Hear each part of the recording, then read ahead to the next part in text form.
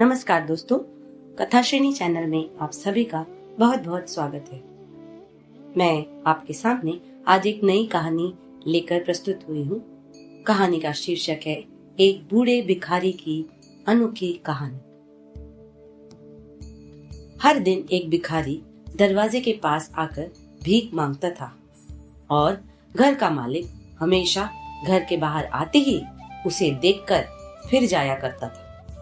कई बार उसके लिए गालियां भी बकता। वो कहता, तू जिंदा ही क्यों है? पूरी जिंदगी ऐसे ही भीख मांगेगा क्या? धरती का बोझ क्यों बना बैठा है? और कभी कभी उस भिखारी को गुस्से में वह धक्का भी मार दिया करता। इतना कुछ हो जाने के बावजूद भिखारी के मुंह से सिर्फ यही निकलता कि भगवान तुम्हारे पापों को माफ करे। एक बार सेठ को धंधे में बड़ा नुकसान होने की खबर मिली। सेठ बहुत परेशान था कि तभी उसके दरवाजे पर वही भिखारी आया। गुस्से में अपना आपा खोते हुए सेठ ने उस भिखारी को पत्थर दे मारा।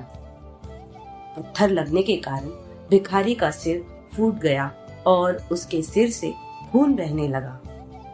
फिर भी दर्द से कराते हुए भिखारी ने इतना ही कहा, भगवान तुम्हारे पापों को माफ करे। भिखारी वहां से चला गया। सेठ सोच में पड़ गए। भिखारी को पत्थर मारा, फिर भी उसने सिर्फ प्रार्थना की। सेठ का गुस्सा शांत हुआ। सेठ का मन शांत हुआ। भिखारी का रहस्य जानने के लिए सेठ ने भिखारी का पीछा करना शुरू कर दिया। भिखारी जहां जहां जाता सेठ उसके पीछे जाता। सेठ ने देखा कि कोई उसको खाना देता, कोई उसको मारता, कोई अपमानित करता तो कोई गाली देता। लोग भिखारी के साथ चाहे जैसा व्यवहार करते, लेकिन भिखारी सबके लिए एक ही प्रार्थना करता, भगवान तुम्हारे पाप माफ करे। अब रात होने को आई थी।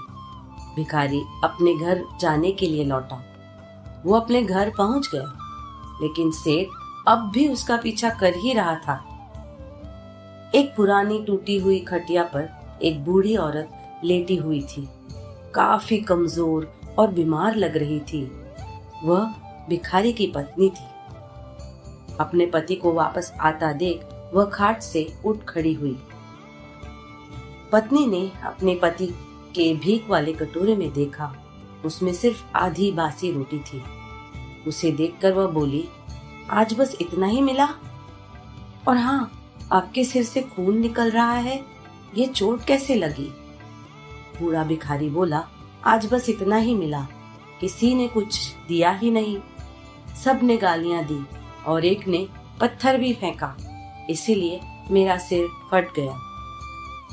एक गहरी ठंडी सांस लेकर बूढ़ा भिखारी फिर से बोला, यह मेरे ही पापों का फल है। तुम्हें याद है कुछ सालों पहले हम कितने अमीर थे? क्या कुछ नहीं था हमारे पास। हमारे पास हर चीज जरूरत से ज्यादा थी, लेकिन हमने कभी दान नहीं किया। और उससे भी बुरा हमने उस अंधे भिखारी के साथ किया जो हमारे द्वार पर भीख मांगने आया करता था। बूढ़ी पत्नी की आंखों में आंसू आ गए। वह बोली, हाँ, हम उस बेचारे अंधे के साथ बहुत बुरा करते थे, उसका अपमान करते थे, उसे खाने के लिए रोटी की जगह कागज दिया करते, उसका मजाक उड़ाया करते और कभी कभी मारा भी करते। मैंने कभी उसको रास्ता नहीं दिखाया। एक बार मैंने उसके मुंह पर मिट्टी भी फेंकी थी और वो हमेशा दुखी होकर यही कहता कि भगवान तुम्हें तुम्हारे किए की सजा देगा, भगवान तुम्हारे पापों की सजा जरूर देगा।